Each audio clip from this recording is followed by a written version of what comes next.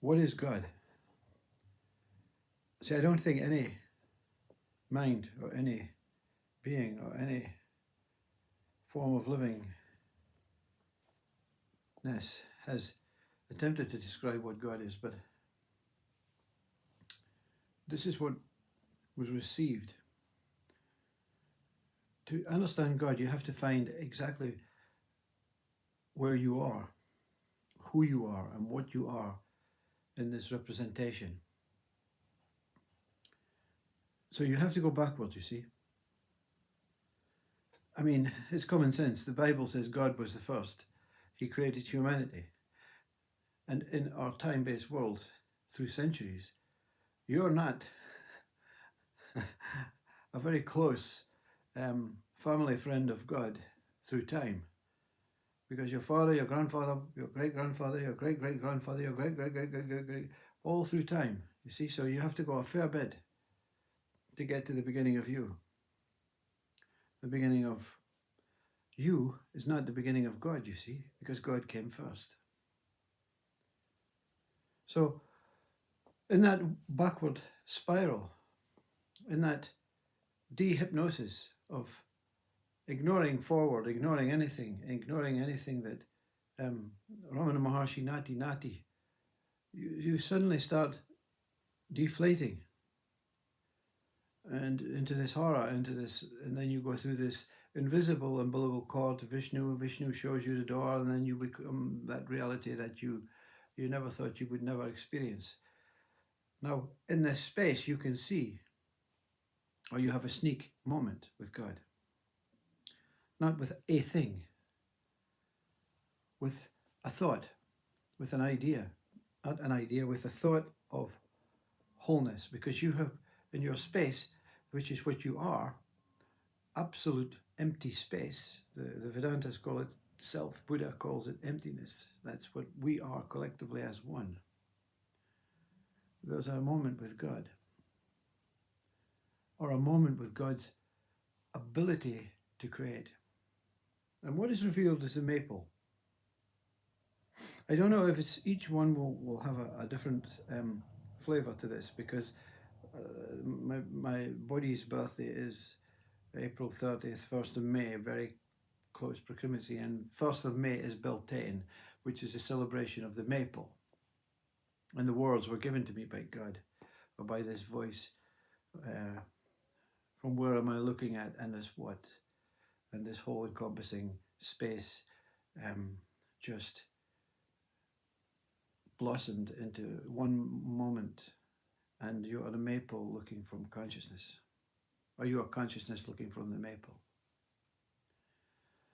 So the Maypole is designed into two ways. There's the axis, which is the I, and the ribbons, which is consciousness. The axis, again, is the penis. The ribbons enshrouding it. The axis is stable, non-moving, rigid, hard, always the same, penis. Male. The ribbons are circulating, creating some sort of stimulation. This is consciousness. The ribbons are consciousness. The ribbons are am. I am. And that's not God, you see.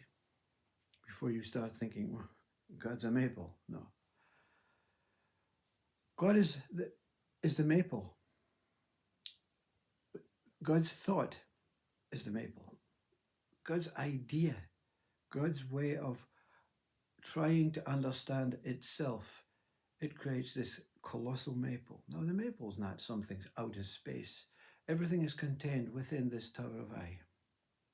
Everything is contained within this Tower of I. There's nothing outside the Tower of I. All galaxies, cosmos are within this Tower of I, so you can imagine that how vast this Tower of I is, this Maypole, this axis, this penis of God. Now, the penis is male, and the consciousness, that vaginal thing that enshrouds the penis and circulates it, causing stimulation, causing emotional response, is female. And we're born as one or the other, in a body that represents one or the other, but we're not one or the other. We have both qualities of consciousness and I, both qualities of female and male. Hence why so many want to change sexes, because they're not happy, because they feel so connected to the other rather than the one that they are born with. And that's just the mind playing games with itself. That's the mind saying, yeah, you can be anyone you want. You can be anything you want.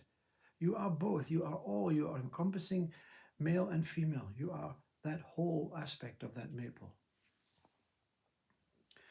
Now,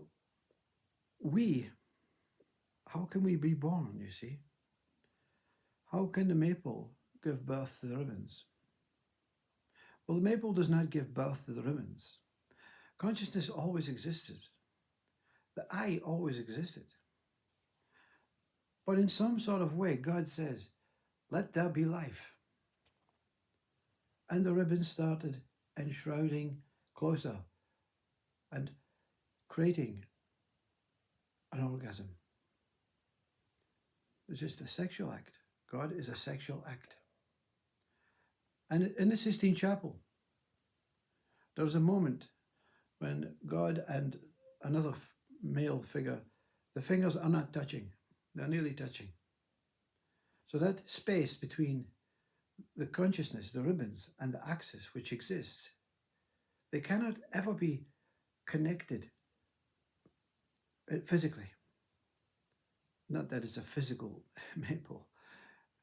So it's like that space between the thoughts, where there's neither a thought nor there's no thought. It's that space between the breath when there's neither an in-breath or an out-breath. So that moment gives birth, not the connection. It's like sometimes in a sexual act, you don't have to interact. There doesn't have to be an intrusion of the penis. Sometimes that overwhelming stimulation of excitement, of joy, of what's going to take place creates an ejaculation.